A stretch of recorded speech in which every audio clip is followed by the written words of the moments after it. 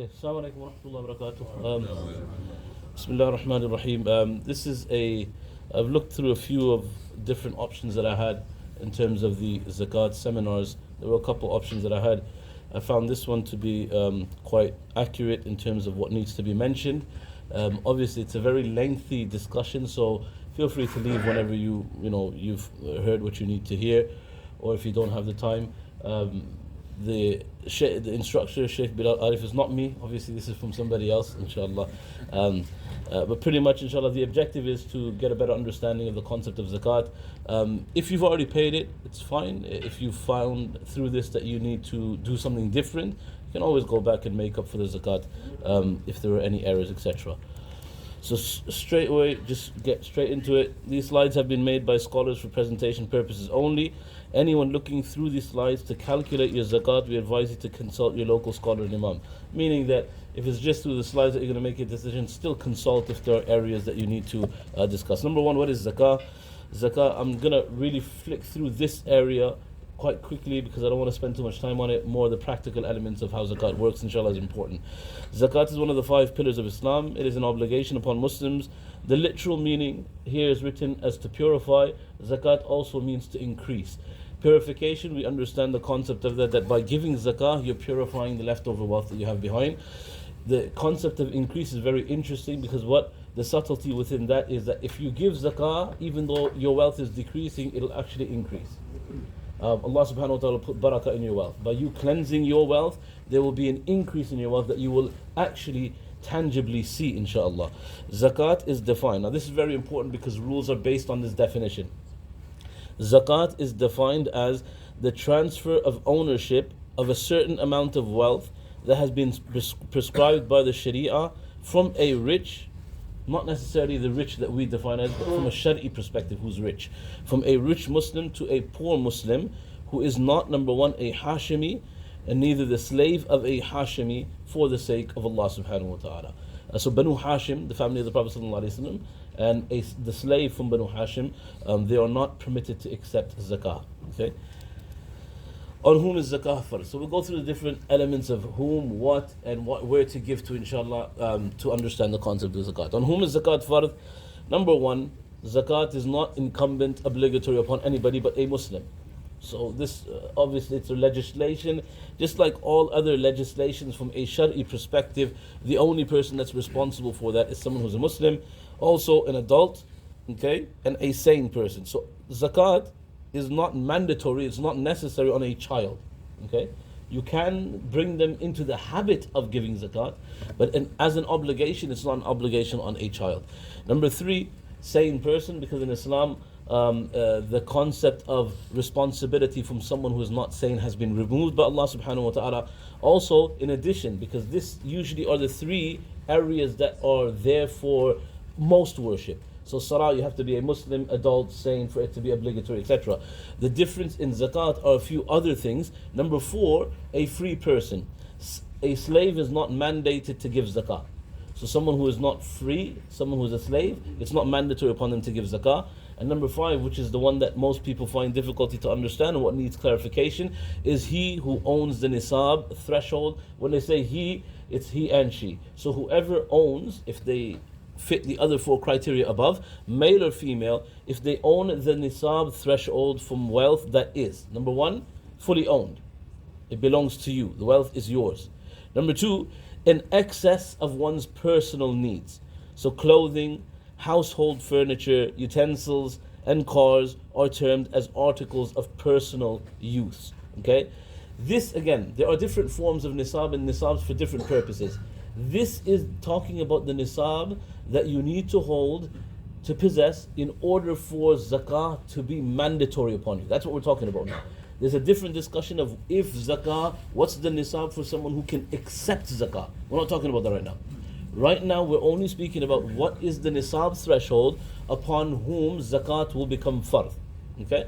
So, the wealth that a person owns is of a productive nature, meaning it can increase in value, from which he can derive benefit or profit, such as cash, gold, silver, business stock, pensions, shares, and in previous times, livestock. doesn't really apply to us in the city, but someone who owns cattle, sheep, livestock, etc. And finally, the wealth should be possessed by him for a complete lunar year. Now, there's a caveat in that, it's not explained inside there.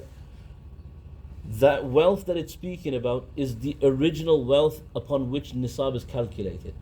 After that, if subsequent wealth comes into one's possession, then yearly dates do not need to pass on that wealth.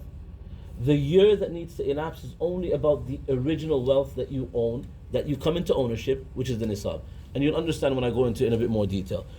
Note, there is no zakat on types of wealth that are not of a productive nature, even if these are in excess of one's needs, such as cars, utensils, furniture, if such items are not intended for trade, sales, or hire. It doesn't matter how expensive your car is, if it's your personal car, if you use that, even if it's multiple because you have different needs for with different cars, I don't know, then zakat is not mandatory upon one's mode of transport, etc. If someone doesn't understand something as I'm going through this, just stop me so that I can further. The reason why I'm rushing is that it's quite elaborate and there's a lot that we need to cover. Okay, the Nisab of gold and silver. Okay, so this is discussing of how Nisab is calculated. What is it that mandates a person to be eligible to give zakat or it becoming incumbent upon him? And from the Shari'i perspective, someone has to own something called a Nisab. Okay, the Nisab of gold and silver. These are the two measures, units of measure that the Prophet ﷺ gave, that if you own this amount of gold, if you own this amount of silver, Nisab is mandatory upon you. Okay, alongside the other things like trade, livestock, which we're not discussing as a Nisab because it's not really relevant. This is what's relevant. The Nisab of gold is 20 dinars. Okay, and in grams, this was from the time of the Prophet ﷺ, 20 dinars in weight. That equates to approximately 87.48 grams in today's gold. 87.48. And in the measurements that the subcontinent use, the tola, that approximately is 7.45 tola. Or not approximately, that is the amount. Okay? And so the value that's been given, this was done on the 24th of April. I looked earlier today, it's quite similar. The gold Nisab was set as £4,231, 41 pence. That's number one. Number two, the silver Nisab. Silver Nisab was based on 200 dirhams in its weight, which equated to 612 grams, 0.36. In dollars, that would be 52.5 dollars. And in value, it would equate to 367 pounds, 42 pence. Now you can see there's a huge discrepancy. There's a big difference between the Nisab of silver and the Nisab of gold. Now again, this Nisab is going to be used in two fronts. When do I start my calculation from? And also, do I need to pay zakat? These two elements are based on this. Now the question is, which one do we use? Okay? So there is some explanation to this. Number one, if you only possess gold, if that's the only commodity that you have, then you use the gold Nisab. If you only possess silver, then the Nisab that you use is silver Nisab. There is also a different type of commodity. Some may not agree, but in today's day and age, there is something called cash. Okay, though it's based on gold, it is a commodity that's used and it has intrinsic value, though some dispute that. Okay, in that case, what do we do with gold? Because there was no nisab of cash, or there's no nisab of cash. Okay, so now what happens? Number one is that the cash equivalent to one of these two nisabs will be used. Right? Quite simple so far. Obviously, for most of us, we're not going to be in possession of a singular type from this nisab. We're not only going to be in possession of gold. We're not only going to be in possession of silver. We're not only going to be in possession of cash. In fact, we're going to have a mix of everything. There'll be some silver, some gold, and majority cash. So which nisab do we then use? And this is where the ulama somewhat differ. The Hanafi school of thought holds the opinion that you use the lesser of the two nisabs. From the two nisabs, if times change and gold is less valuable than silver and silver is more valuable, then you use the nisab of silver. Currently, the Nisab of gold is more valuable and the Nisab of silver is less valuable. So currently you would use, in order to determine whether your Nisab year starts and whether you need to pay zakat, the Nisab of silver. And this is more productive for the poor person. Because if you keep the higher rate of Nisab, for many people they don't have savings of even 2,000-3,000 pounds. Okay, they don't have it. And so lots of people could potentially be deprived of zakat if you take the higher Nisab. And if gold fluctuates, there was a point a couple of years ago where gold wasn't that expensive. In fact, the Nisab was just under 2,000 pounds. And now it's doubled. Okay? So because of the fluctuation element, it's not ever going to be the same every year. But what makes it more better for the poor is that if we use the lesser, so it's more productive for the poor that we use the lesser of the two nisabs in this case, and at the current time that being silver. Yep. So number one, if a person's wealth reaches the threshold of gold or silver, they will be obliged to give zakat. Okay, and it has become fard on them. This does not mean that the above is the amount to be given as zakah. Okay? The above are thresholds. The threshold, we have now said that we take the lesser of the two thresholds. On the 24th of April, that was £367.42. So for the point of whether you needed to give zakat, let's talk about that.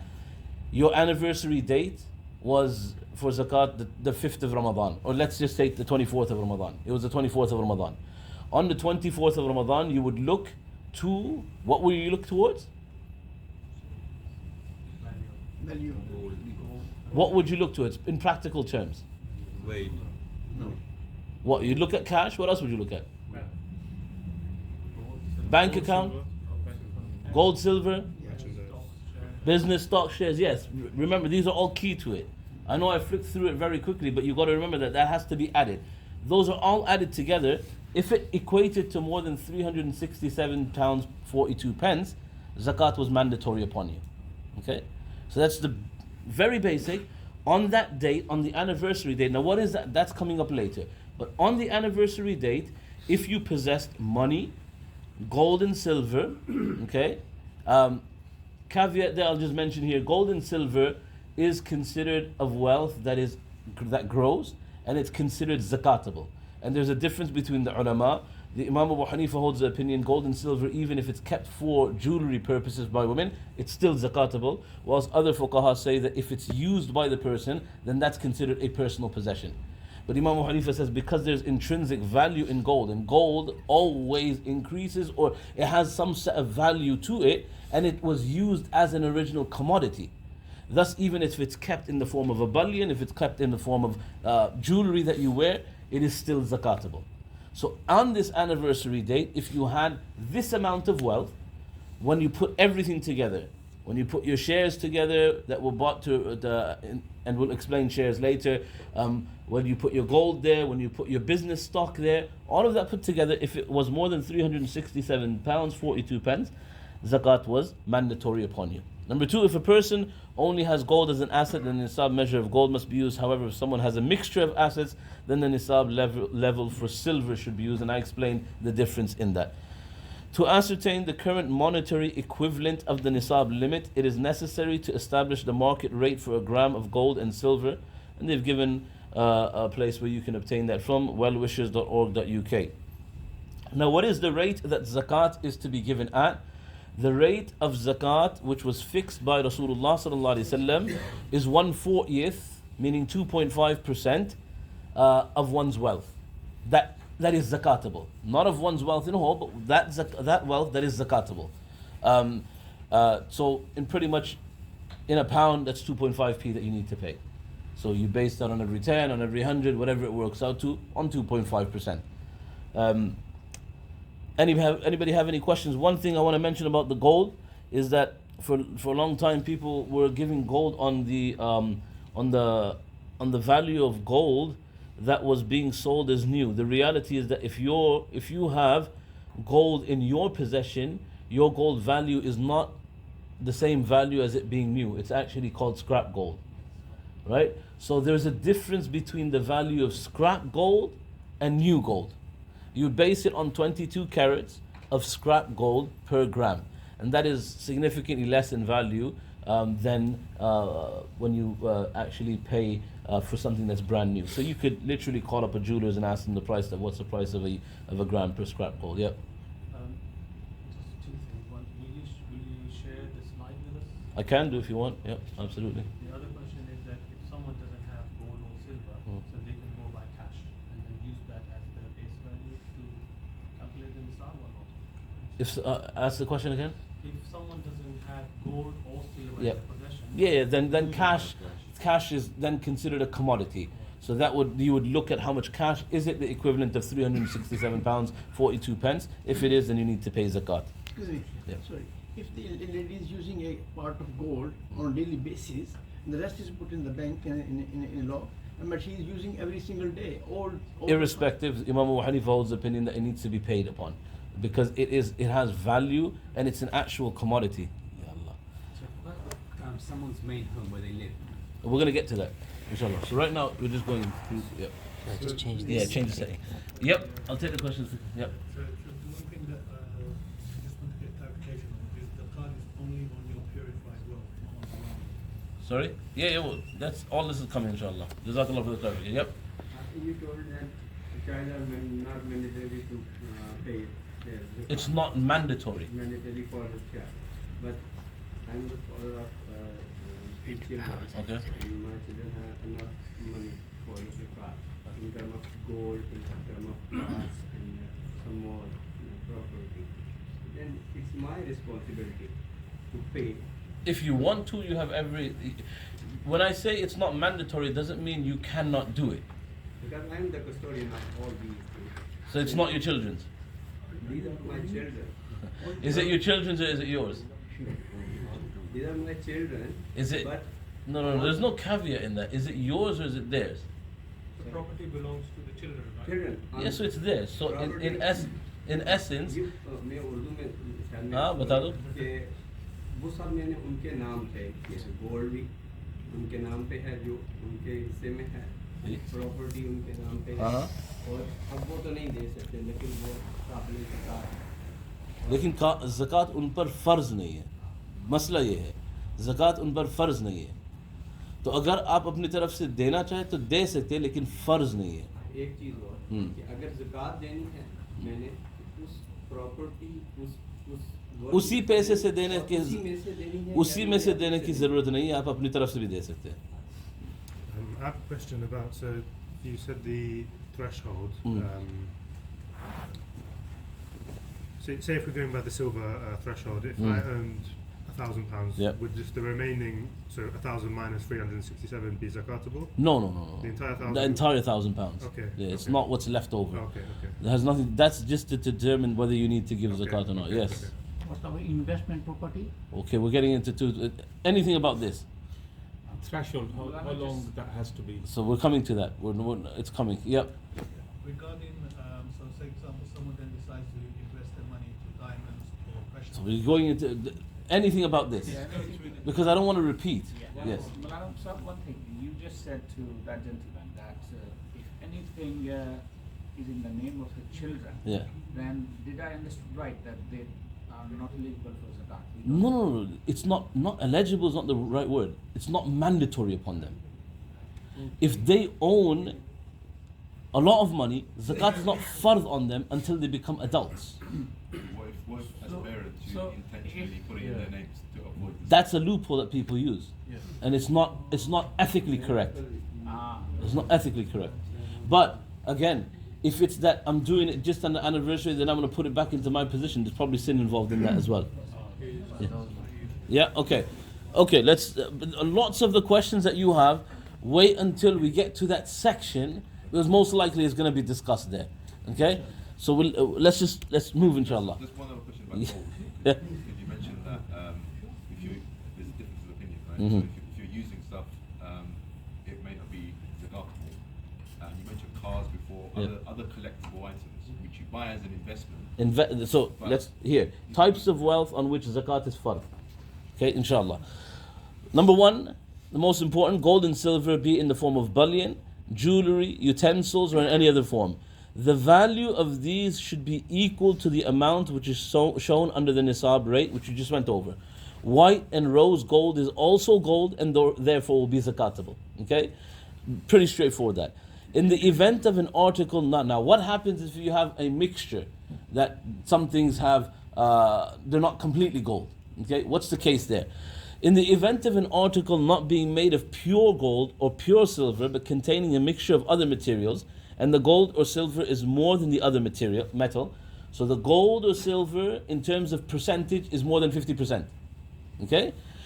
It will be regarded as gold or silver, and zakat on this will be fard. But in the case where the metal is of greater quantity, then either the gold or silver, zakat will not be fard on that article that is less than 12 carats. Okay? So 50% rule. Okay? If something has more than 50% of gold or silver in it, then it's zakatable. If not, then it's not. A lot of times I get asked the questions about like watches and gold-plated stuff. Usually gold-plated stuff is not of more than 50%. It's much less than that. I get specific questions all the time about Rolex watches. I don't know why. Okay, but a Rolex watch, even if you do not buy a gold Rolex watch, even the standard stainless steel one has gold inside. There is gold that's used for the mechanism, and every single Rolex has gold that's used inside it. But it's so minimal. It's extremely minimal. It's less than 50%, and there is also the permissibility of wearing it because the majority of the material is not gold. It's where the Rolex is made of full gold. That's when the impermissibility comes inside there. Okay. What are other types of wealth which zakat is fard upon? Number one, all types of money such as cash in the bank, bank notes, foreign currency, any type of money that you have in your possession. What means your possession? Yourself or in your bank. Okay, zakatable. Number two, merchandise for business, collectibles. If you've done that as an investment, then that's merchandise for business. If you've bought it with that intention to resell, if you've purchased it just because you wanted to collect this, and it's yours and you have no desire to resell it, then it's not considered an investment thing. If you've bought it with that intention to flip it, then that's why you've purchased it. That's why you've invested in it. It's considered a merchandise for sale. Okay? Even if you use it from time to time. Even if you use it. But if that is the purpose, that you are actually going to sell it, okay? Sell it. You bought it with that intention. That question comes in whether, if you, let's say you attain something, no intention to buy it, and then you start noticing that it's increasing in value. You're still not determined that I'm going to sell it, but you've just not, and in the back of mind, maybe one day, that is not then an investment purpose. That's fine. You don't need to pay zakat on that. But where you've purchased something with that intention, same thing would happen with a house. You buy a house, the intention is not to flip it, you're going to put it on rent. Zakat is not mandatory on that second house, even if it's a third house or fourth house. Okay? Then you realize that I bought in London, and after 2 years, it's a different ball game. Let me wait. Maybe after 5 years, I do sell it. It's still not zakatable. It's still not zakatable on the entire entity, because you didn't purchase, nor have you determined to put it for sale or to sell it. The moment you sell it, then the entire value is zakatable. And that's a different discussion when we get there, inshallah. Can you go through that again? So second, third, fourth home. If it's for rent, it's not zakatable on the value of the house. What is zakatable is the rental income if it's saved at the end of the year. But in terms of the actual value of the house, if a person has a portfolio of 20 houses, I'm not selling a single one. I don't intend to sell it. That's not my intention. Then the value of the house is not zakatable. Okay? Yep. आपने कहा कि value of जो house है वो zakat एकदम नहीं है. अब मेरे पास 3 घर हैं. मेरी ज़रूरत और ख्वाहिश मुख्तलिफ हैं. मेरी ज़रूरत के मुताबिक एक घर इनफ है मेरे लिए और मेरे बच्चों के लिए. I've already explained. I've just explained that it doesn't matter whether it's in your need or not. A house, a second house, if it's not for sale, it's not zakatable. It's only when you intend to sell it. Okay? That's a good question. Diamond ring, is it zakatable? We're going to get there. So merchandise for business, stock that you have given at the current rate that you possess the stock at, the resale value, and that would be zakatable. Okay. Number 4, income of properties. Okay. So if you notice here, it's the income of the properties that you possess, not the value of the properties. Okay. As long as you're not intending to sell the actual property. Number 5, income derived from a hiring business such as car and van hire. If you own one of those wedding car, exotic cars that they give out at weddings, then the income derived from that is zakatable, not the actual cars. Livestock, again, that's very detailed, we won't go into that. Pension stock is coming up at the end, inshallah. Types of wealth on which zakat is not fard. Zakat, so here, someone was asking diamond, zakat is not fard on any other metal besides gold and silver, such as platinum. Any other metal, irrespective of its value. Zakat is not mandatory upon anything other than gold and silver.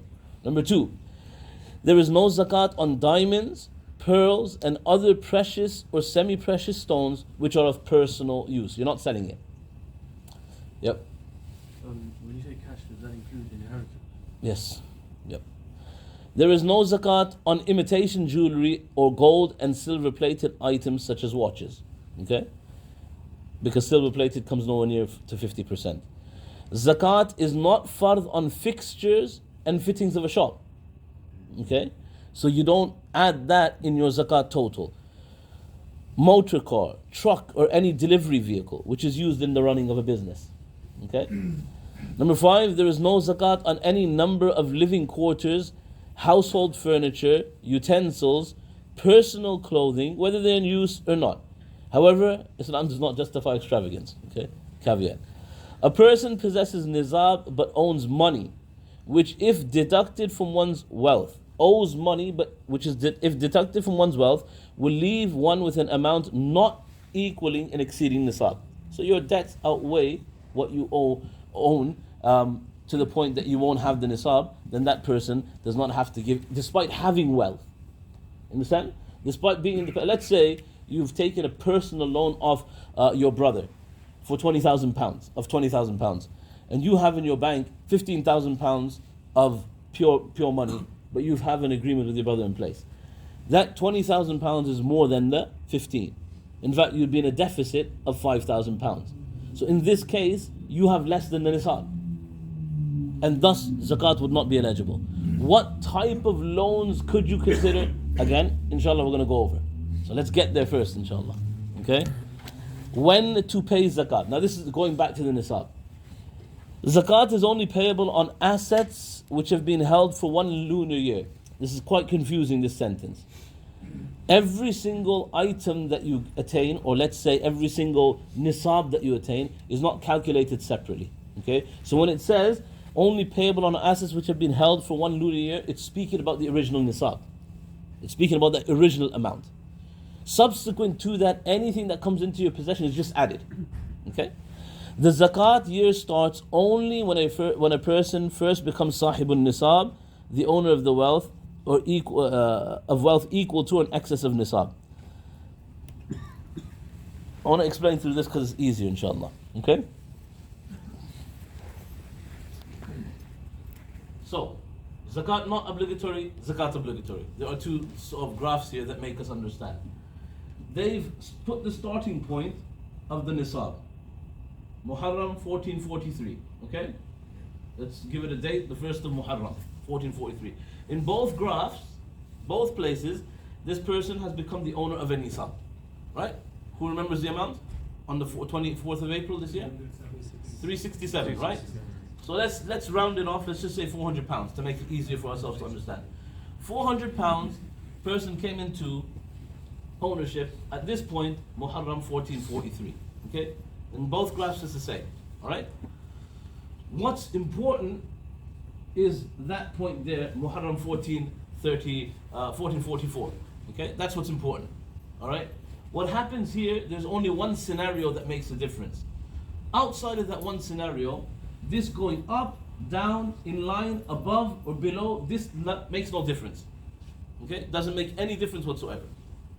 Only one scenario. That scenario is when he comes to, not here, but it actually goes down to there, 0. Has nothing.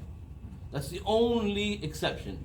Outside of that, what happens in this period is absolutely irrelevant. Doesn't matter. Okay?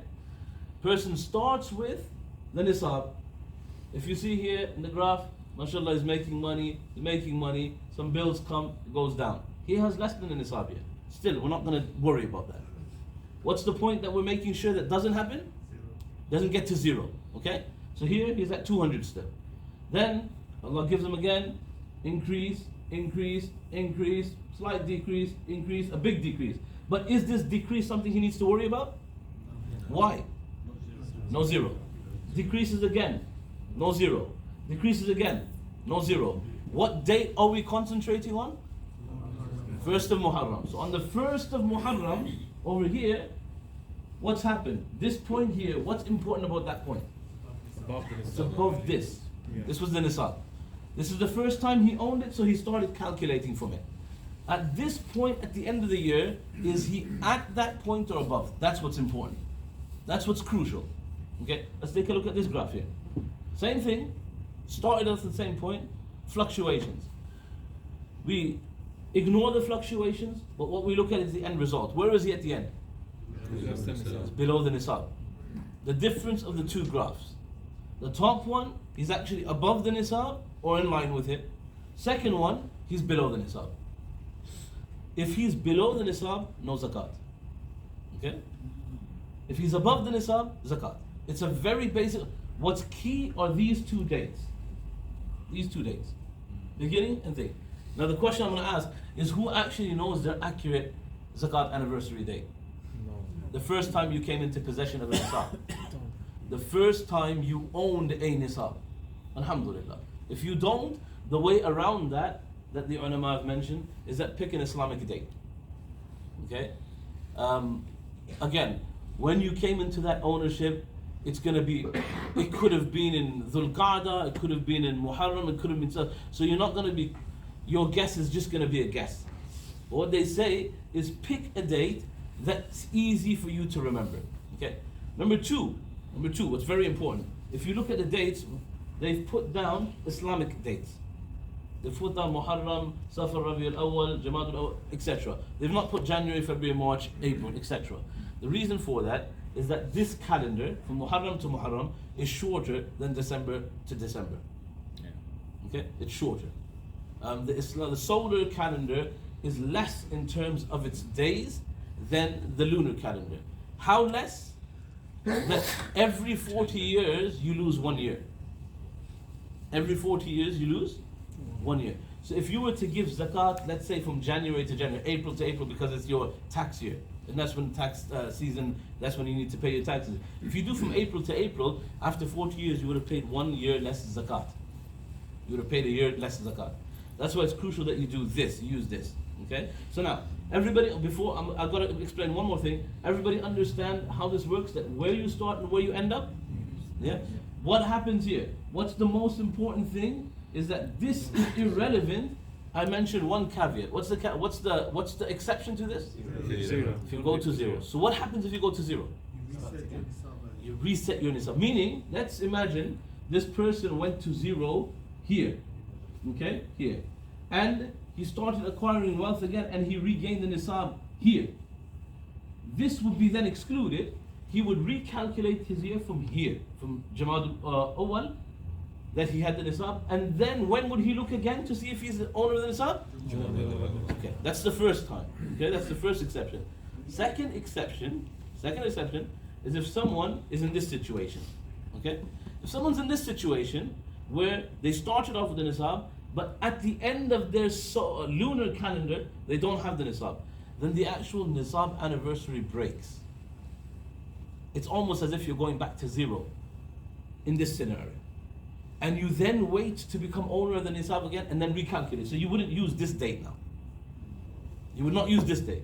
In this scenario, where you don't go to zero, but at the end of the year you do not have the nisab, then you wait to have the nisab again and you recalculate your year from there. Yes? In terms of one of the things that I was, because the majority in the country here don't know the Nisab date. So would it, because I was looking looking at something, so because they said that the zakat is something that is not a Ramadan thing, it's an all year thing. It's supposed to benefit the poor throughout the whole year. So if, for example, why not come with a simple rule? You say, if you turn 18 at your Gregorian calendar, because your lunar date will be different for each one. So those who turn 18 at, say, Gregorian calendar, and then Nisaab value of the work. Because it's still not accurate according to when you own the Nisab. People own the Nisab when they're 14. The fiqh of Zakat then guide all year round. No, but that's not. You see, the point being is that there's ease for the people. If someone sets their Nisab date for the first of Ramadan, they don't forget. Yeah, but what I'm trying to say is, anyone who's turns 18, we all have Gregorian to Hijri calendar converters. Anyone can work out where the Nisab date starts very quickly. It's same as setting Ramadan. But there's no, you cannot enforce that. No, enforce that. But what I'm trying to say is, in terms of making zakat all year round and to benefit all year round, it makes sense, especially in the Western society, because I'm just giving a type of fiqh solution to this. Well, we don't need the fiqh solution right now. And number two, there is more reward in giving charity in Ramadan. So some people prefer that because of that. They almost put one and one together. That because there is an added benefit of giving charity in Ramadan, they can prefer it to give it in Ramadan. Well, that's your opinion. It's not something that you can then. We would then. Zakat, alhamdulillah, though it's given in Ramadan, it's utilized throughout the year. And in reality, it's not only in Ramadan that it's given. Alhamdulillah, a lot of people do know about anniversary days. We may not, and it is sort of. Second thing is that zakat does not have to be given according to the anniversary date. You can give it in advance. So the solution to that would be to encourage people to give throughout the year zakat. There's nothing wrong with that. Yep. You mentioned it's good to do in Ramadan. If, for example, you didn't know the date, that Imam gave you a date, it's outside of Ramadan, and then you just said it's good, can you change that date to? No. If you've got a date, stick to your date. Stick to the date. It's better if you're accurate with your date. Okay? All right. So that's everybody understand that concept? What are the 2 times where you restart your anniversary date? If you go to 0, or if you below the Nisab at the end of the year. Yeah.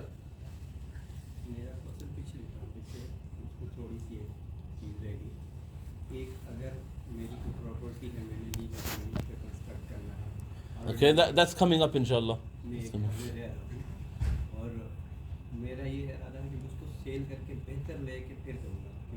That's inshallah when we get to properties. Yep. Yeah, just so if someone crosses the Nisaab, let's say their first paycheck, right? And then ever since then they've been living paycheck to paycheck, not quite hitting 0. Yep. And then they cross their paycheck on their zakat day again, because every time it's the same. Yes. But then is that not like not in line with the spirit of zakat on being on your excess wealth? Would that not be part of your essential wealth if you're always living paycheck? Like, it depends on what gets saved there. So what will happen? Let's say you're living paycheck to paycheck. Yeah. When your anniversary date comes, you still have liabilities that you can take out. Yeah, of course. So if you take out those liabilities, if you're no longer at the Nisab, which you wouldn't be if you're living paycheck to paycheck, you wouldn't pay zakat anyways. Okay. You understand? Because we've not factored in liabilities yet. Yeah. So that's a big part. Zakat is on the excess.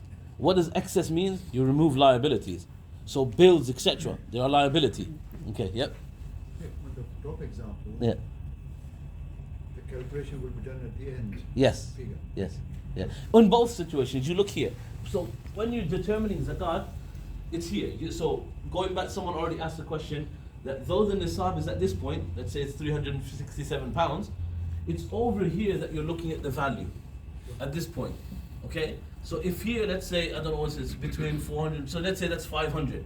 So this would be what you pay. Now, the questioner already asked that would I take £500, deduct 367, and then give on what's left, 2.5? No. Whatever is here, the entirety of that, you don't deduct the Nisab. The Nisab is not to be deducted, the Nisab is only to see whether you've reached the threshold or not. Yeah? Sure, just a question. If you have a considerable amount left on, say, for example, a mortgage, and Coming there. Okay. All liabilities. Liabilities we're going to discuss. Different types of liabilities. Okay, so when to pay zakat. Now I'm going to go back that one slide. An individual's zakat year starts on the date their wealth first equaled the nisab, which I've explained. If we don't know, then make a date, inshallah, and stick to that on a yearly basis. The zakat liability should be calculated every year thereafter on that date. If a person cannot remember the date he first became sahibun nisab, sahibun nisab means owner of the nisab, then he should best estimate that date. If a reasonable estimate of the date cannot be made, then a date should be fixed at random. Some may say, well, you might miss out for that year. You may know the year that you became an owner. Even if you go back to, let's say, I don't know the year, let me go back to when I became baligh and responsible. But still, I'm going to probably miss out on a month, 2 months, 3 months. So that's why they say, for that first year, pay extra. For that first year that you're trying to make up, that you didn't, you weren't accurate, pay extra for that year. Then moving forward, you'll be accurate after that. The beginning of an individual's zakat year may be fixed in Ramadan. Again, in this situation where you don't know, but this is not necessary. However, it is true to say that giving charity in Ramadan yields greater rewards than in other months. It makes no difference whether the wealth increases or decreases during the course of the year, as long as that increase, not increase, but decrease doesn't go to zero. Remind yourselves of that zero. Now, someone asked that question the other day. What does zero actually mean? Zero means nothing, right? In terms of wealth, in terms of gold, silver, or the cash equivalent. So if you have a penny lying around, that is not zero. You're still in ownership of that penny. So that has to be very clear, okay? 1 lunar year later, if you possess the current nisab amount after deducting liabilities, caveat, after deducting liabilities, on that very same Islamic date, you must pay 2.5% on your wealth as zakat, excess, on zakatable wealth, which we've gone over already. This process will continue unless you have 2 caveats: wealth equaling less than the nisab amount on your zakat anniversary, okay, which was the second example. Then you start your date again when you become the owner. And number 2, all of one's wealth is lost, okay? Zakat year diagram, we've gone over this. A bit more detailed sort of look, same thing. Okay, so everybody understood the nisab? Yep. If you missed, say, 5 years of zakat for whatever reason it might be, should you retrospectively pay in the... Yes. Yes, you have. Zakat is one of those ibadah, just like salah remains, according to the Hanafi school of thought, salah remains a responsibility that needs to be fulfilled afterwards. Qada has to be done. Similar as zakat, that if it's not done, it remains a burden on that person until he fulfills it. Okay, yep. Yeah, just a question about the zakat on minors. Was there not a hadith about something about children wearing gold bracelets, and the Prophet ﷺ said to their parents something about, do you want them to... I'll have to look for that particular hadith. I'm just from the fiqhi standpoint, giving you where the Hanafi's jurist stands, that child is not mandated. Now, whether there's a hadith, what's the discussion on the hadith, I'll come back to you on that, inshallah. Yeah? Yes, brother. If you didn't calculate Nisab and you know that you are donating more than Nisab, more than you that 2.5% is previously, do you still need to calculate? And no, if you are certain that you are giving more, then the calculation is irrelevant, as long as you're giving more. But the reason why they say you should calculate is to make sure that you are giving more than you need to, right? Okay, because if you give less, you're responsible. So it's not only about giving zakat; it has to be the minimum amount that's given. To give more, completely fine, no problem with that. The rest will be considered as sadaqah. Just on this brother's question about retrospectively giving zakat for previous years, how would you have to look at your nisab at that time? So say in 2018. You'd look at bank statements, yeah. Okay. So when you think, like I said, most people, they won't know when they became the owner of the nisab. So if you go back to when did I become mature and baligh? So let's say it was at the age of 12, okay? So from 12, if you have your bank statements from there, excellent. If not, you'll have to work it out. I don't know how. But yeah, you'd be responsible from then. So now you're saying from the age of 12, zakat is first? No, I'm not saying that. You're not listening. When you became baligh, I said if you became baligh at the age of 12. Some people become baligh at the age of 11. Some people at the age of 15. So it depends. Yeah, it depends when you become baligh, right? It's not in Islamically, balaghat, to become baligh, meaning shar'an you are responsible in the law. There's one of 2 ways. Either you go through the natural processes, okay, you have a wet dream, etc., or by age, and the age is, if you've not had a wet dream, then by age of 15, according to the Hanafi school of thought, for males, you are automatically then considered a man, even if you've not gone through the other processes. For females, it's slightly younger. So it just depends on the person. Everybody is different when they become baligh, right? Yeah. Okay. Now that they've dealt with Nisaab, they're coming on to the issue of what constitutes your zakat being given. And this is something that I touched on the other day. Very important aspect of zakat is something called Tamlik, transferring ownership. Zakat will only be considered to be paid when Tamlik means to make someone else the owner, is found. Tamlik means the transfer of ownership from the zakat payer to a needy person. Based on this definition, services will not be allowed to be rendered by zakah because there's no ownership of the service. Similarly, communal projects would not be able to be undertaken because it's for a community. You don't make any one person the owner. Okay? Tamlik will only take place with the following conditions. The transferor must be the zakat payer or his or her agent. So number one, there has to be explicit that zakat cannot be inferred as being given ownership. The person has to give the ownership over themselves, or if someone has designated them. So for example, if a wife tells the husband, here's the money, or they have an understanding, which is fine, that you pay my zakat, he's happy to pay, she doesn't work, fine, and she's given him the responsibility of giving someone that zakat, then that's fine. And when he gives ownership to somebody, whether it's to a charity that does deal with zakat properly or to an individual and transfer that ownership, the zakat is complete. Okay? The transferee must be a natural living person entitled to receive zakat and not a legal entity. It has to be a person. Okay? Or, as mentioned before, a representative, an agent of that person. Okay? To accept that zakah. Okay, a charity is not generally an agent of individuals. Okay, transferring of ownership is absolutely tantamount in the concept of zakat being given over and it being accepted by Allah subhanahu wa ta'ala. That is very key. The transfer must not be remuneration or consideration for services. Cannot pay wages with zakat and consider that to be zakat. Okay? Even if it's for a poor person.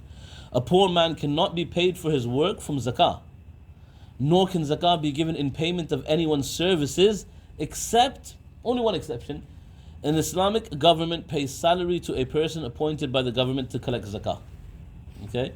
And who are the recipients of zakah? Inshallah, that list is coming up as well.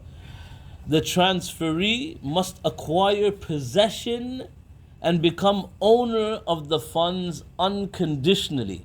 There cannot be conditions set with it. That, okay, someone was giving the example the other day of building a house.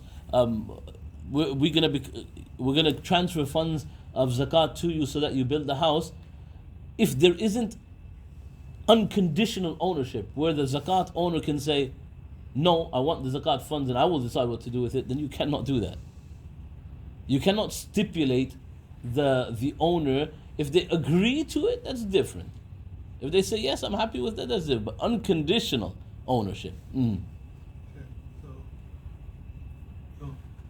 what we're saying is basically, from a person who's given zakat, the zakat is not considered dispensed until the person has received it. Yes. Okay, so based on that principle, going back to the question which we came up with, you said zakat... Because people give outside of the month of Ramadan. Your point you mentioned was zakat even Ramadan is used throughout the whole year. No, not zakat of Ramadan. I never said that. I said zakat is given outside of Ramadan as well. No, but that was not the point that we came to. When I came to the other point, you said that no, but zakat even collected Ramadan is usually... No, it's not used outside of Ramadan. No. But that's what the issue is then, because the issue is zakat is something that's supposed to be used throughout the whole year. Who says that? No. Who says that it's used outside the year? No. You don't understand what I'm saying. What I'm trying to say is zakat as an entity is to benefit the poor throughout the whole year. And people pay throughout the year. And people pay throughout the year. Yes. And in the West Bank, most people do pay during Ramadan. Well, you're making that assumption that it's only being used inside Ramadan. and people are not receiving zakat outside Ramadan. Many times I get people who come where there's a tragedy that takes place. I want to assist with these people. Do you accept zakat? Yes, it's charity. It's not in Ramadan. That's just an assumption. Maybe they give zakat in advance or say, well, maybe okay. I understand what you're trying to say. What I'm trying to say, the point what I'm trying to say, that zakat in a sense is it's not considered dispensed until the person Absolutely. received it. Absolutely, 100%. Yep. If I pay my zakat via on my welfare trust, Mm. for example, would they be considered an agent? Yes. Rules regarding zakat. Zakat cannot be given or used for the construction of masjids, madrasas, hospitals, wells, bridges, or any other public amenity. The key point inside that is the word public. There's no tamlik inside there. There's no ownership. In reality, any charity that says that they give ownership, how do you give ownership of a well to someone? Because I heard someone the other day saying that there's an agreement with the community. Okay, what happens when that person dies? Does their share in the well become an inheritance? Does that become an inheritance? Because if you say there's ownership, then it has to be ownership.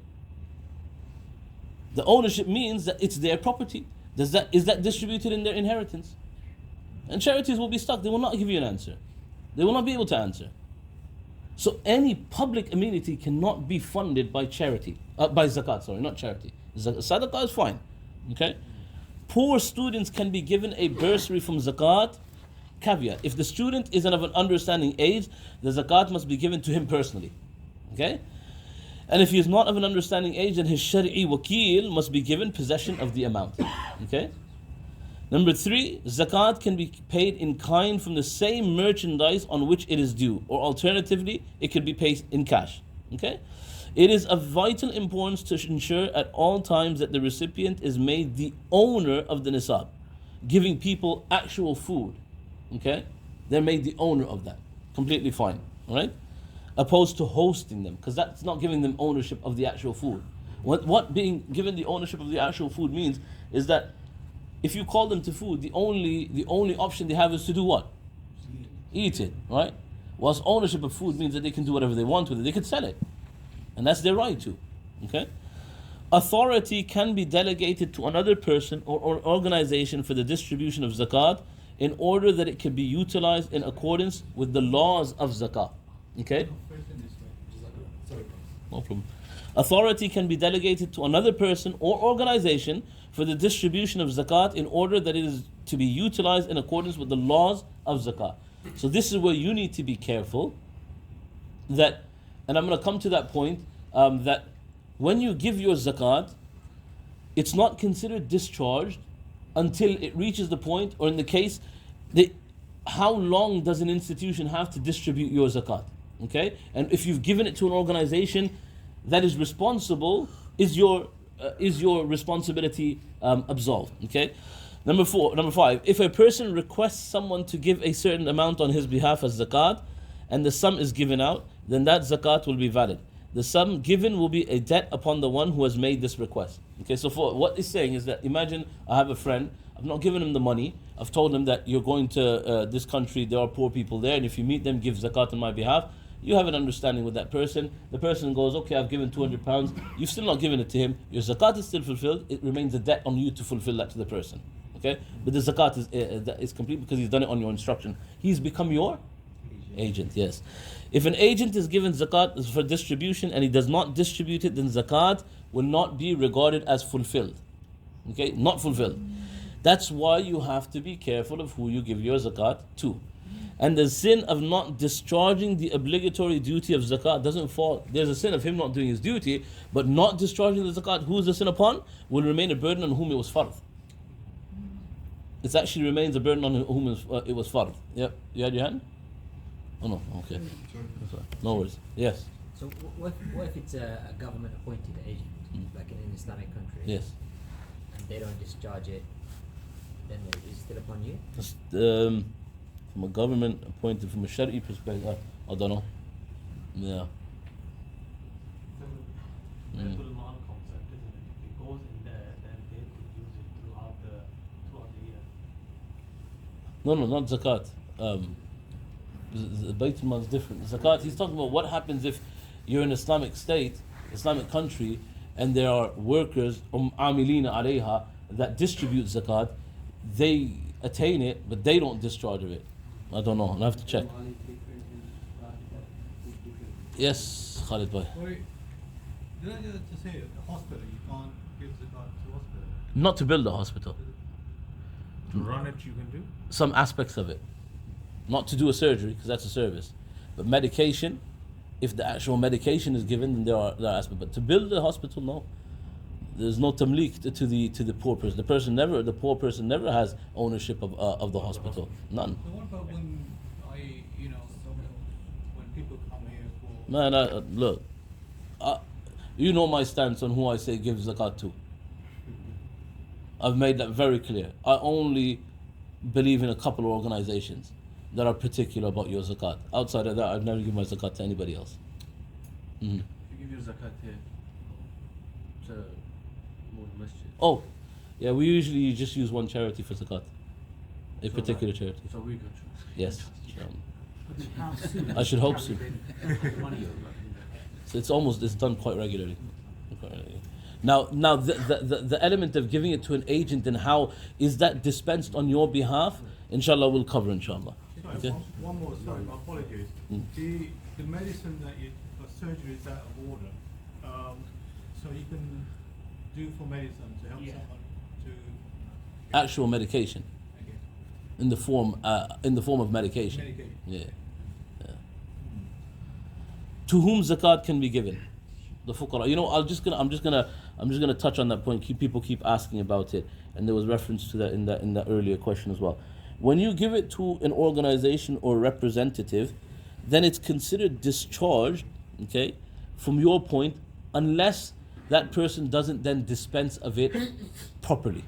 Okay? So your job at that point is done. So that would probably even answer the question that if you give it in Ramadan, they're going through the process of giving it out and that doesn't happen for a few months. As long as that's in that process, your zakat is not liable anymore at that moment. It's only if at the end point they do not give it to the right recipient, then it comes back as if you've not fulfilled your zakat. Yeah. How do you know? How do you know? Say if you give it here or wherever, and the agent does whatever, how would you know if it's reached the right person? That's why you have to have, then obviously the best form of giving zakat, so I'll come, the best form of giving zakat is give it personally to people that you know are deserving recipients. If you can't, that's why you have these organizations. Then you have to filter organizations to the point of who can I trust about more. Sheikh, just touching on that medication question, does the recipient have to be considered poor?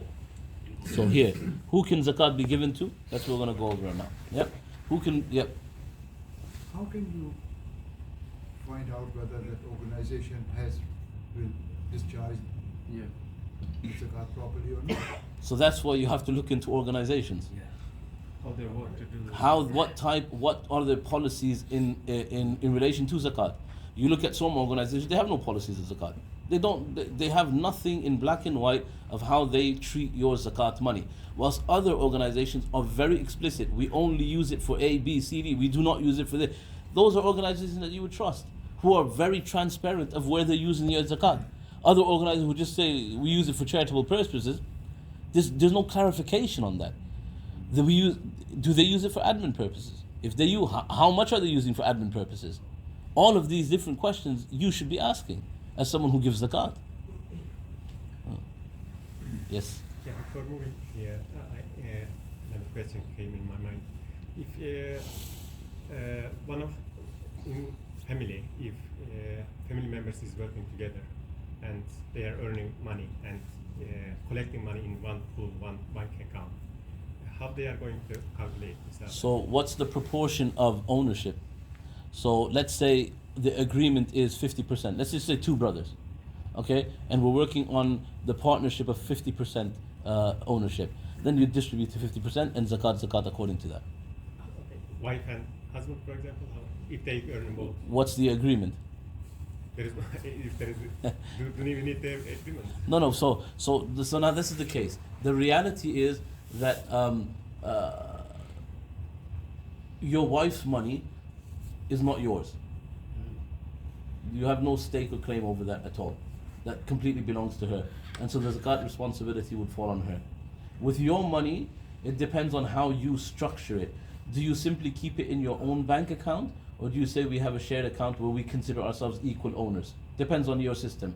If it's the latter, where we keep it in a shared account and we're considered equal owners, then you're liable for 50%, she's liable for 50% alongside her money. If you simply keep it in your, and it's by spirit we are owners together, but literally it's in my possession, then you're responsible for the zakat. So it depends on how you've structured that internally. Yep. So can you sponsor someone with your zakat money? For what? Become Hafiz. If the madrasa knows how to deal with that, yes. Because they make the owner of the Nisaab first. I've seen it happen in madrasas. They actually give the money over, don't say anything, but then later on they bill the child that this is what's owed for this madrasa service, and he himself pays it. So tuition fee you can pay? It's not for the tuition fee though. It does eventually get there, but yes, if you understand. So the child must be able to decide what they want to do with the That's why the caveat I mentioned earlier, that if you not the child, you give it to the Shari'i Wakil, the one who's responsible for the child. Our Morden Islamic Centre zakat, which organization? Ummah Welfare Trust. Generally, I don't know if there's anybody, but generally that's where we give it to. We use Ummah Welfare Trust. Okay? To whom zakat can be given? Masarif, the places. This is mentioned in the Holy Quran, and this is an explanation of what those or who those people are. Number one, fuqara, the poor. The poor are people who are poor and who possess more than their basic needs but do not possess wealth equal to Nisaab.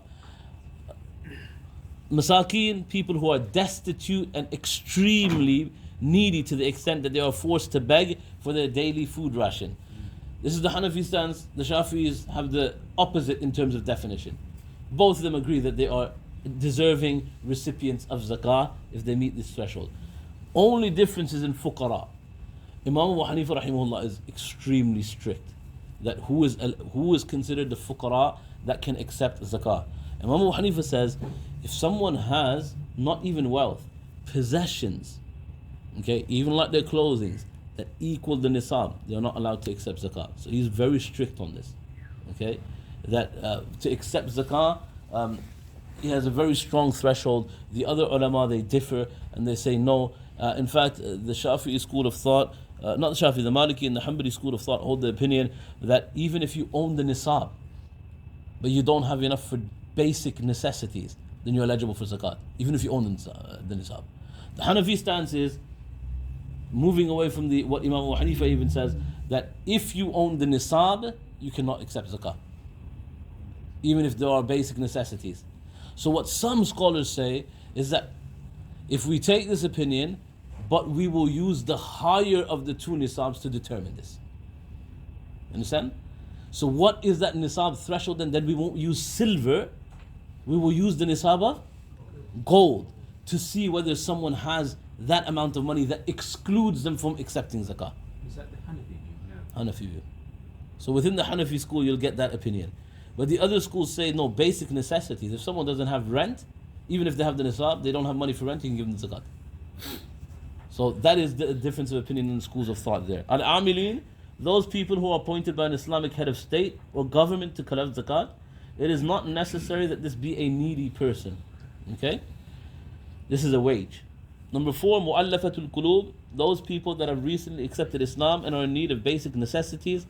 Such persons would benefit from encouragement and assistance by the Muslims to help strengthen their faith of Islam. Again, very specific type of people. Many ulama consider to be closed. This door of mu'allafatul qulub, it was restricted to the time of the Prophet ﷺ, no longer applicable. However, even if you were to apply it today for someone who's not interested but has recently accepted Islam, fine. But this is grossly misused by organizations. Extremely grossly they go to the point that, if we make a TV series giving dawah in there, that might entice people, use zakat funds in that. If you make a television program, that we're going to be using this television program for dawah purposes, and so it might entice people to Islam. That's the broad, grotesque misuse, that because we're going to be using it for dawah, and someone in that dawah may be mu'allafat qulub, may be inclined towards Islam, so we'll use it towards that. Zakat is used in that. Many organizations do that. Many organizations. Ar-riqab, slaves that are permitted to work for remuneration and have an agreement with their masters to purchase their freedom. So a particular type of slave, the slave that has agreed that if they pay their master back this much amount of money, they are free, then you can use zakat to help them, free them of being a bondsman. Al-gharimin, those people that have a debt and do not possess any other wealth or goods with which they could repay that which they owe. So someone is unable to pay back a debt, it's permissible to give them zakat so that they can fulfill that debt. It is conditional that this debt was not created for any un-Islamic or sinful purpose. This is going to what the brother was asked earlier, that in terms of the wealth, that number one, what we give zakat on, or what we consider a liability in respect to our zakat, it's of pure, especially in terms of liability, and that's when we come on to mortgages, etc. That when you deduct liabilities from your zakat, then it can only be wealth of a pure nature. It cannot be one from haram. So mortgages, we'll get into that inshallah. Fi sabilillah, these people that have to carry out a fard deed which will become obligatory upon them, and subsequently due to a loss of wealth are unable to complete that fard. Okay. I think they're just being a bit because they don't want this to go. But that fard that they're referring to is jihad fi sabilillah. Okay. They've not explicitly mentioned it, but someone out in the path of Allah, i.e. fi sabilillah, he refers to jihad fi sabilillah. And Ibn Sabil is a traveler. Those people who are considered traveler from an Islamic sense, from a Sharia, someone who's a Shari'i traveler, and during the course of their journey, they do not possess basic necessities, they do not have the Nisaab, they are eligible for zakat, even if they're a millionaire back home. But if they do not have access to that wealth, which nowadays is a bit far-fetched, because you have the access to internet banking, you have cards, etc.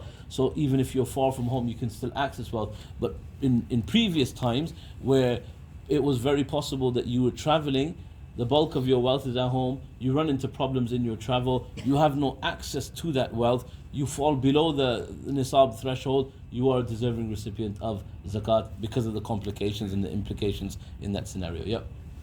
Related to what I mean, if you said specifically money given for the person to pay the debt off.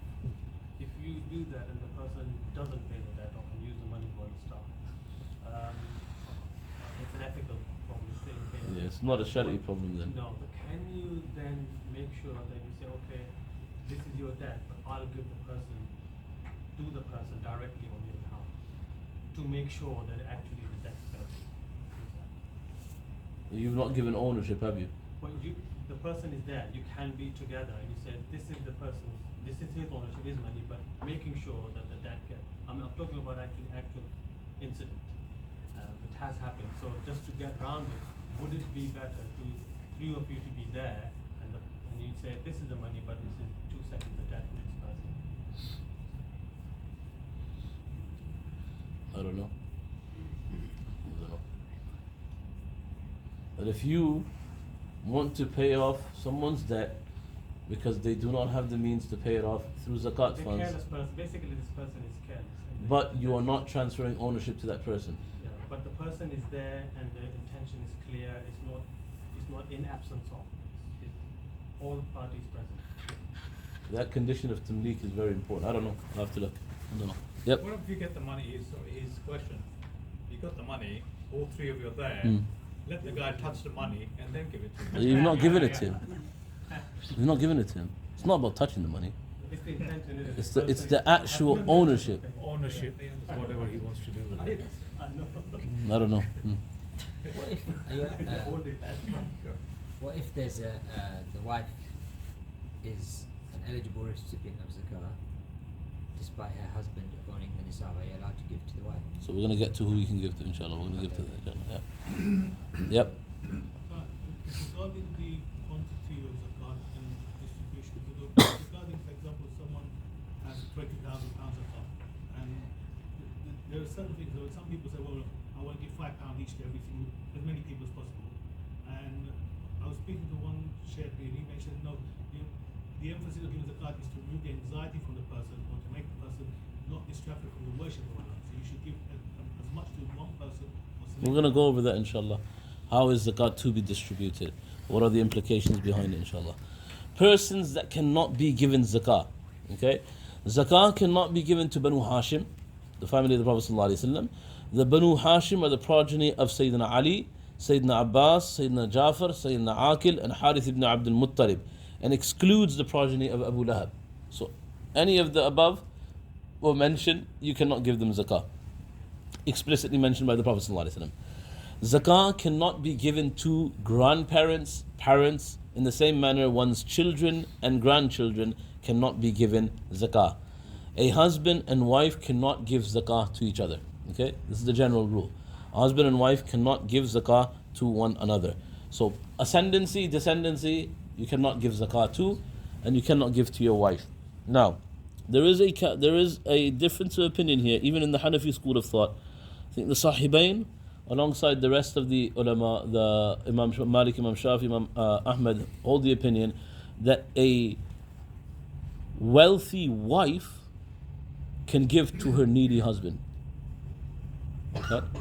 But the fatwa is given on Imam Abu Hanifa's stance that the wife cannot give to, you cannot give to one another, because there are people that would misuse that very, very severely. That transfer the ownership. My wife has no money. Let's say she doesn't work. Okay. That happens in a non-Islamic world, so it happens here. So just so people understand, the wife doesn't work. She doesn't have ownership of much money. I've got £100,000 in my bank account. All right. I don't. I'm just saying. Okay? And then anniversary date is 2 days away. Okay, straightforward. My wife, she doesn't have the Nisaab. She's not an owner, then she's not Nisaab. Transfer the money over to her. Zakat, I don't have it anymore. I don't have to pay. Her Nisaab day hasn't started. After a bit, she gives it back to you. You've got to start a new Nisaab day. It can be very, very complex then. Yep. Just to clarify, my question was not regarding like your own wife or your own spouse. It was like, let's say there's another couple. Right. And the wife is needy. Right. And the husband is not needy. Oh, yes, she's owner of, yes, okay, I misunderstood. Yes, so if there are, this, it doesn't come as a wife and husband, but you can understand it comes as, in terms of children, right? So what if you know a person, right, that's wealthy, but his child is not, and the child is not of a young age, let's say he's a 16-year-old boy, but he doesn't have, and for whatever reasons, let's not take 16 because that you might say, well, how does that happen? 24-year-old boy, married off. His father's still alive. His father's a millionaire. Doesn't give his son anything. Son's in a desperate state. Doesn't have Nisaab. He's eligible for zakat. So same concept here. Same concept. Because they are two different individuals. Two separate, and they both own their own wealth. So sometimes you have that situation where the husband is extremely miserly. Bakhil to the next level. Okay, abkhalun nas, that doesn't even spend on the wife.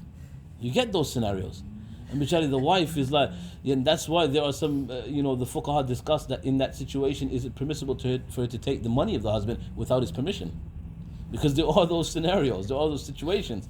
So in that scenario where the wife is that desperate, she doesn't have money, she doesn't, I've come across ajib situations, man. Honestly, as an imam, you come across very, very sad, disheartening situations where, subhanallah, literally the wife is starving in the house. Literally, she's starving in the house. There's honestly, I cannot explain some of the scenarios that I go through. And the husband's living life to full, but saying that's my money, and doesn't understand his responsibility. And she's struggling. She literally struggling. She doesn't have food. So yes, absolutely, you can give. Yep. Allegedly reported there was a fatwa that was given in Mumbai by some scholars based because there was a disease in the area in terms of like what the rich people were doing was before their zakat day, because they had 80 lakhs, 100 lakhs, they'd go and buy a zameen just before the zakat day, so because then they would not have to pay zakat of 80 or 100 lakhs. And this was like a continuous cycle, and the rich were just getting richer and richer, the poor were not just getting poorer. So allegedly it was reported, it was even in the media in Mumbai, some the scholars have issued fatwa that those people are now liable for zakat, even if they travel. I don't know. There are healers, there are loopholes that are discussed in the books of fiqh, which are permissible, which are not. Inshallah, we stay away from all of them, inshallah. Have I finished everything here? No.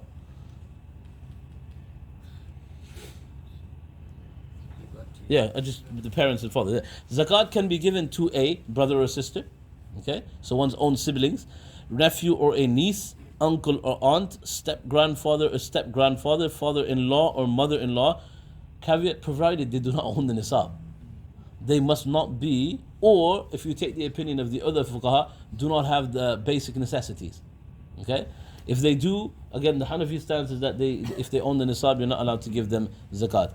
Zakat contributions cannot be given to such institutions or organizations who do not give the rightful recipients possession of zakat, but instead use zakat funds for construction, investment, or salaries. Zakat will not be fulfilled. Zakat cannot be given to non-Muslims. Zakat can only be zakat and sadaqah wajiba. So like sadaqatul fitr that we're collecting, which according to us is, the Hanafi school of thought is wajib, or a vow that you've made, you cannot give that sadaqatul fitr or that zakat to a non-Muslim. That has to be given to Muslims. The recipient has to be a Muslim. Sadaqah nafil sadaqah you can give to anybody. Okay, nafil sadaqah or lillah, both considered the same thing. That can be given to anybody. But sadaqah wajiba and zakat can only be given to a Muslim. Is it preferred, Sheikh, to give it to Muslims so that he benefits our community? What, sadaqah? Yeah. No, it depends on need. So like if there's an earthquake, you don't turn around and say, well, no, I'm not going to give it, they're not Muslims. No, if you can give sadaqah, you'll get rewarded for sadaqah, even if it's a non-Muslim. Absolutely. Zakat, if one cannot determine whether the recipient is needy or not, then it is better to make certain before giving the zakat. If zakat is given without inquiry and subsequently it is known that the recipient is wealthy, then the zakat is not valid, it must be given again. So, what happens if you do your inquiries and it turns out that the person lied or faked? I'll have to look. So that's the question that comes to my mind. That what happens if you give zakat to somebody after you've done your inquiries and you've looked into it, but this person has falsified statements or whatever, is the zakat, it probably will be accepted. Yeah. So, Sheikh, just wanted to ask two questions. The first one, can we sponsor a Syrian orphan with your zakat? Yep. And the second one is, if someone is wealthy in the sense that they've got property and in urgent need of medical attention, but they cannot liquidate their assets straight away, would that person be, can it be permissible to give zakat to that person? Having a property does not mean you're wealthy. Okay? Wealth is what you have with you. So that's, in the first one, if the orphan is made owner of the wealth, then yes, you can give zakat. Tamlik just has to take place. Or the person that's representing the child, because the child is not legally responsible. Yeah. Okay? Zakat will not be fulfilled by purchasing books for an institution or land purchased for public utility and made waqf. Even though it's a great thing to do, but because there's no ownership, it won't fulfill zakat. Zakat cannot be used for the kafan of a deceased person because at the time, he or she cannot become the owner. A deceased person's debt cannot be paid from zakah. So you know how we said gharimin, you can give towards debt, but a deceased person's debt cannot. So maybe this answers your question. Yeah, it does. Ownership. Yes. Yeah. Zakat on debt and other assets. So this, now we're coming into the concept of liabilities. Okay, that what do you deduct from your zakat? Zakatable assets, I should say. Debts and other assets can be divided into three distinct sections. Debts owed to oneself, loans given to friends, and debtors. Okay. Number two, debts payable to others, mortgages, money borrowed from friends. And number three, other assets, home purchase schemes and pensions, etc. Debts owed to oneself are categorized as follows. What that means is that you have lent money out, people owe you money back. Okay? There are three categories: a bad debt, a strong debt, and a weak debt. Bad debt is those which one realistically has no hope of recovery. You've given someone money to borrow, it's been years, the person stops answering your calls. If he sees you knocking on the door, he doesn't open the door. If he sees you in the masjid, he doesn't come inside. Got no intention to pay you back. You've tried. There is no realistic element of him giving your money back, then it's not considered a zakatable asset. Okay? It's not something that you would pay zakat on. Strong debts need adding to zakatable assets even before they are received, whereas weak debts need adding to zakatable assets only after they have been received. Okay? So the first they've given the rule, a strong debt, what are they? They're going through them next. Strong debt needs to be paid immediately. Okay? Even if you're not in possession of what needs to be given back to you. And a weak debt is paid upon after they are received. Yeah. I just want to clarify. Because Hassan also is considered debt. Well, I just said the next page we're going over strong debts and weak debts. Yep. Okay, debt, strong debt. Inclusion in zakat calculation even before they are received. Number one, it is best to add strong debt receivables to one's total assets and discharge zakat yearly. A strong debt is where you are waiting to receive money you have loaned to someone. Personal loan made to friends, family, or anyone else. Includes qard hasana. Okay? Personal loans. Trade debtors who purchase goods on account and owe you money. These are strong debts. Okay? Note, if one does not have enough wealth to pay the zakat off, then they can wait till they receive what they are owed. Okay? So, they're saying that in these forms where you have a personal debt with somebody, okay, that you've loaned them money, it's better, it's very good practice that you know that person is going to pay you back. In fact, they've started paying you back in installments. Let's say from £20,000, they still owe you 15, but they've paid you 5 like you've agreed. This is a strong debt. You know they're paying you back, they're going to pay you back. Number one, it's your responsibility to pay as if that money is yours. The option that you have if you cannot pay it now is wait until you receive it and then pay it. But you still have to pay for all the years that it takes that you would have had that money for. So if that, let's say you say to yourself, well, I don't have the money to pay now, so I'll pay it back after I receive it. You only receive it after 3 years. Then you have to pay zakat for 3 years on the entirety of that amount. Okay? So it's better practice to pay, if it's something that you are very certain that you're going to receive, pay the zakat, immediately. Okay, number two, trade debtors, people that work on account and they're, sort of quarterly or as soon as the invoice is given, then those are strong debts that you're going to receive that money back. You know that people are going to pay you unless you have an issue with a particular party who haven't been paying you, that's different. But where it's normal practice in the trade today that there is sort of trade on account, then that would be paid. You'd pay the zakat on that before it's received, if you have the means to do it. Weak debt, inclusion in zakat calculation only after they are received. Zakat is not compulsory on such a debt for the previous years that it was outstanding. Number one, a weak debt is when you are waiting for one of the following: wages. Okay, so you know you're going to get paid a wage, but because there is a 50% chance that you don't work that month, or Allah protect us all, you get a sack. Right, so it's a weak debt. Though it's agreed that you're going to be paid this salary, it's not a strong debt. It can change. Okay, and so the wage that's been promised in the future does not need to be paid zakat on in advance. Okay, number two, dowry owed to wife. Okay, pensions. I think there's a discussion on this, so we'll wait till we get to pensions, if we get to pensions today. I'm tired. Unpaid rental for landlord. Okay, and you can understand the weakness in this, that sometimes the landlord is sitting around expecting the rent and it doesn't come in for 4 or 5 months. Okay, so it's a weak debt. Outstanding bequest payment, inheritance if it's not been given yet, and there's always the possibility that those who are meant to give it don't give it. That's why it's considered a weak debt.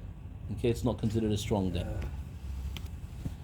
Bad debt situations, debtor acknowledges existence of debt. If the debtor, whether solvent or insolvent, acknowledges existence of the debt, then the debt is not excluded from the creditor's zakat liability. So again, Someone, though he's not paying, still acknowledges and says, yes, I'm going to pay, yes, I'm going to pay. It's not someone who stopped sort of receiving your calls, etc. And that would still be a zakatable asset, and you need to pay for that. And debtor denies existence of debt. If the debtor denies the existence of the debt and it also cannot be established, then it is not subject to zakat. Yep. Regarding dowry, so if the nikah contract has your advancement has a deferred meher, if the deferred meher then is liable to zakat? That's what it's saying. It's a bad debt. It's a weak debt. That's a weak debt. I think here I understood weak debt and bad debt, but let's say the money is with somebody, and over the period of time now you realize this money will never come back. So that becomes a bad debt then. So then no zakat. No zakat. Well, you have no hope of retaining that. It's not zakatable anymore.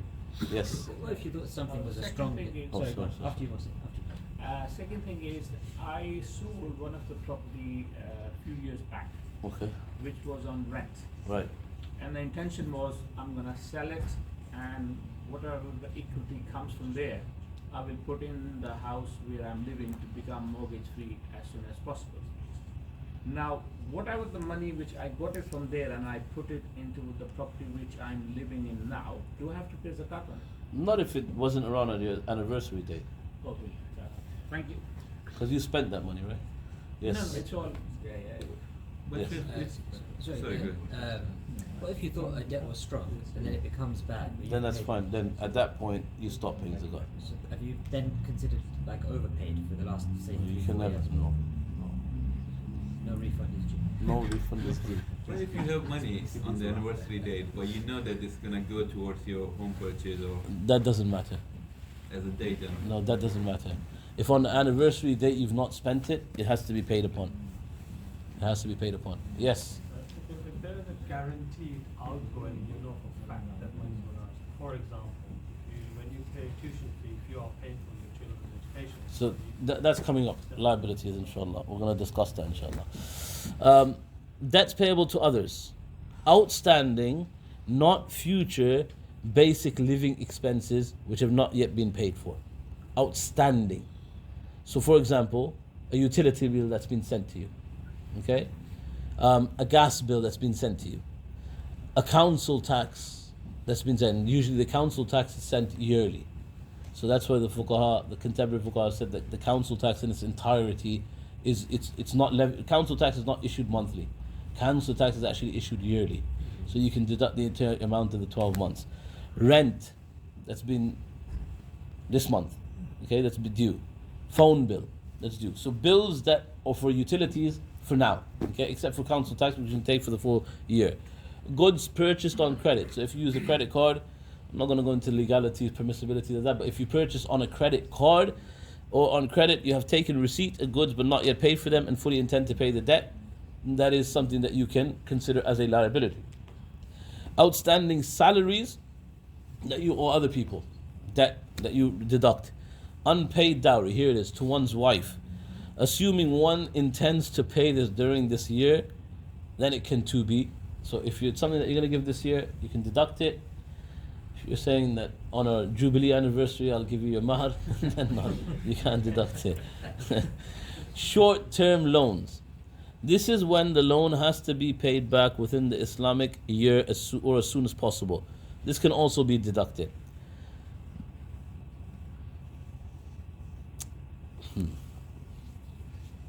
This is not the default position. The default Hanafi position is if, irrespective of the time period, if you've taken a loan from a person, not from an institution, from a person, because that person has the right to ask you back that loan at any time, the entirety of that loan can be deducted from your savings. The difference between, even if you have an agreement in place, okay, if you take from your brother, there's always the caveat, there's always that discussion that's happened that, yeah, okay, you can pay, but listen, if I need it urgently, you need to sort it out. There's always that thing that's there. And that's almost implicitly understood. That yes, there is an agreement that I'm going to pay you back in 5 years, but there's also that thing in place that in the case of an emergency, you're going to have to do something to help me out.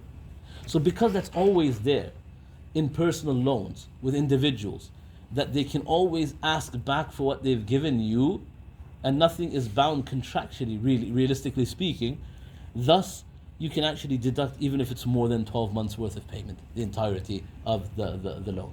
Okay? Even though if the loan, even though if it doesn't happen. Even if it doesn't happen, yeah. Even if the emergency doesn't happen, you can take that as a liability. Deferred long-term loans, okay? The entire loan cannot be deducted against assets. Only the following year's payments can be. For example, if someone has a halal mortgage or other than the interest aspect of a mortgage, the capital, okay?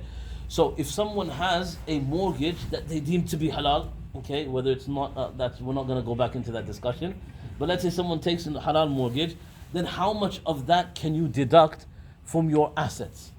So you've taken a mortgage of £200,000, you have £20,000 in the bank. How much can you use of that in terms of offsetting from what your assets are? So because it's a long-term contractual sort of agreement, which generally doesn't break unless you do something wrong inside there, you can only deduct 12 months worth of payments. From a halal mortgage, the entirety of what you're going to pay. Okay, both the rental and the acquisition element of it. Okay, so you, whether that's £12,000 a year, whatever it works out to. From an interest-bearing mortgage, you can only deduct from the purifying of your wealth, whatever is halal. You cannot deduct haram from that. Okay, so the interest element of that will not be deducted, and the only thing that will be deducted is the capital that's due for that year, 12 months worth. Similar with a loan from a financial institution, same thing. The actual loan for the next 12 months. Without the interest element added to it. If someone has taken out a conventional interest-based mortgage, then only the following year's repayment part of the loan and not the interest can be deducted. Yeah? More questions on this? Just a clarification on my question about the student fee, which needs to go out in installment refunds. That's going to go out there. So can that be deducted? How does this? I don't know how students' loan works. No, it's not a loan. Just when You're paying the fee directly. You're paying the fee directly. You're not taking a loan. Okay, you're not taking a loan. You're not taking a loan. Is that so? If you drop out of university in the middle of the year, do you have to pay it? You have to pay. For that year? If you have three, No. So you have 3 installments. Yeah. It's based on terms, right? It's based on terms. So what if I don't go in the second term? Then you don't have to pay. So then you can't deduct that, right? Because that's not a guaranteed. So You wouldn't deduct that. Because it's not billed yet. It's billed when you attend, correct? yeah, It's billed on. No, it's billed in advance. It's billed in I get it, but it's payable upon attendance. At the beginning of It's the beginning of the beginning of the Yeah. term. So no. You'd only pay this terms that's been billed. But could you not apply the same principle to council tax, whereby it's billed in the beginning of the year, but then you're not guaranteed to stay in that rental property, for example. Perhaps you move, then you don't have to pay the rest of that bill. No, but you see, the actuals, when he's saying it's billed, they give you the bill, but there's no element of paying it in terms of your student loan until you attend. This is an actual bill for the year from before. It's set. This is your responsibility. Because they're not billing you according to the month. That's why you have the option of paying for the full year. Yeah. Also, one's refundable and one's non-refundable. Yeah. If I'm not mistaken. Yes. Lawrence, firstly, I think thank you very much. I'm learning a lot from this. But on this Does that point, mean thank you? I've had enough now. Leave me alone. But now on this point, I didn't understand one thing. Uh-huh. Over the years, since I'm paying zakat, I never deducted 12 months of this mortgage payment. Excellent. Don't worry. You don't need to do that. This. No, but I just want to understand. You can. This point. You can. That means we can. Yeah. So. Because it's a debt. Okay, so that means, so let's say, for example, according to Nisaab, the amount is whatever that amount is. We have to deduct this 12 months of mortgage installment and all these bills from that amount. Not from the Nisaab amount, from your savings amount. Or from savings. Yeah. So whatever money you have. So it's like you're doing a spreadsheet for your sort of business, that you have what you earn and liabilities. So this is my savings. Let's say over the year I've accumulated through the different things I do, my job, I have a business, I have this, and I've put together £20,000. Now from that £20,000, what do I deduct before I see whether I have the Nisaab or not? That's what. Okay, that's how it works.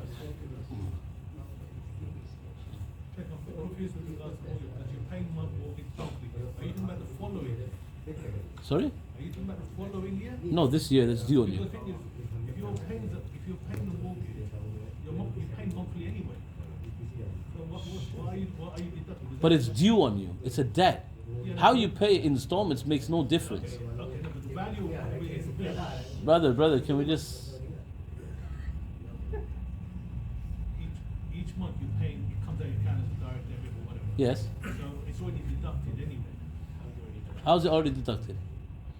It gets deducted at the first of the month, or the second of the month, or whatever time it is. So every month it's coming out. Yes. When you come to your Nisaab day, Yes. you've already more or less paid. That's already been taken out. Yes. Savings. You're just going to work on what the value is left over, isn't it? I don't know. What? No. You're not understanding. When your Nisaab date comes, yeah, and you look at your savings. Now, in your zakat calculations, from the savings that you have liabilities. So, because this is a debt on your head, what part of that is a liability?